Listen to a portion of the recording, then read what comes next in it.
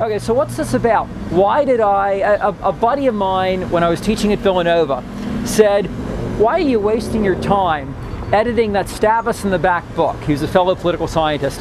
When you should be killing ever more trees, producing ever more books and articles no one will read, doing ever more conventional social science. And that's a fair question. And so the reason why I'm doing this, well, part of it is, I was a blue-collar kid who went to college. My parents didn't go to college. And I always had this view that colleges and universities would be about debate.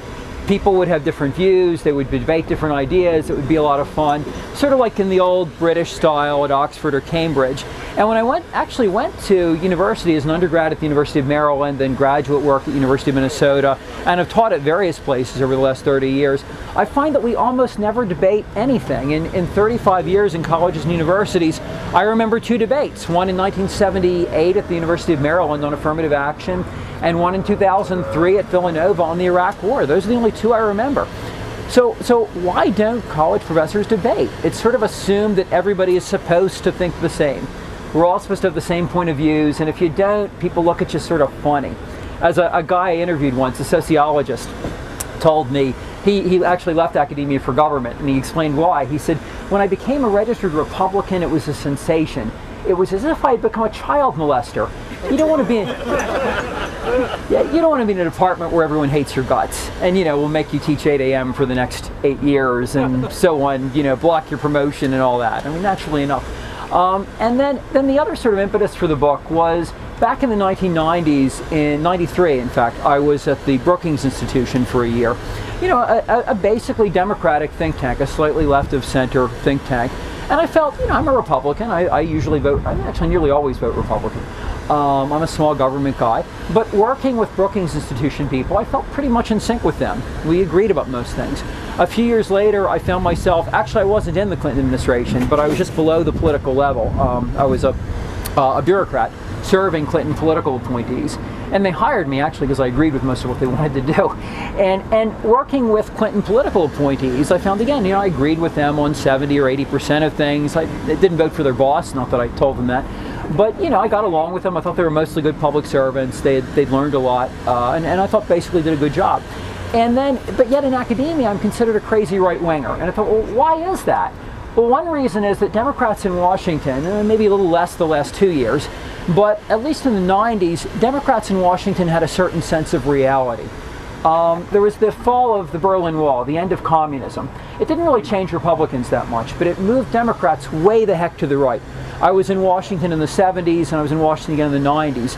Huge difference. Democrats said, my gosh, central planning doesn't really work. We need to try things differently, and I think they were right on the whole. People in the universities in the ivory tower didn't change a bit. There's no reality. There's no checks on them. So in our book, one of the things we chronicle, we actually have, and another reason why we developed the book is people like David Horowitz, who I like. He's a bright guy. I've met him. He's an interesting guy. David, I think, really doesn't like universities. He sort of wants to burn down the temple in some ways. He's really sort of got the heart of an old 60s radical. He's just moved right. So he's throwing bombshells in a different way now. I agree with some of what David says, but most of what David says is anecdotal. He doesn't actually have numbers behind him. On the other side is the American Association of University Professors, who argues that there's no problem at all. Universities are wonderful bastions of free thought. It just happens everybody there agrees. Okay? And I thought there's room here for a book, actually by people who will look at the facts, who will document the facts, but who actually sort of like universities, who want to reform them rather than burn them down, who want to make them more true to their original calling of exploring different ideas. And having a culture of debate, a culture of ideological diversity, rather than just gender and ethnic diversity. If people look different, but they all agree on everything, really how much diversity is that? What does that mean exactly? So we put together this book. We got some very good data chapters. We've got some excellent contributing authors like Victor Davis Hanson and John McWhorter and some others. And just to have a few of the findings, the universities, colleges and universities are, as most of us would suspect, overwhelmingly left-wing or radical. In fact, about a seventh of social scientists are self-proclaimed Marxists by some surveys, including a quarter of sociologists, which, as Stan Rothman quotes, quite literally means that there are more Marxists in the Harvard faculty lounge than in the Kremlin.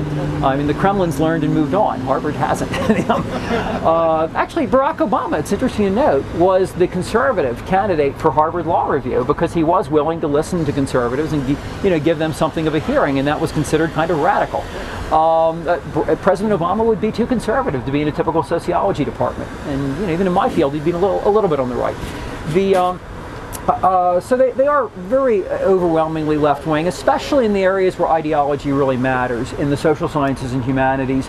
History, more than 10 to 1, Democrat to Republican. And a lot of the Republicans are pretty centrist like me, or libertarians. The Democrats tend to be very, very left.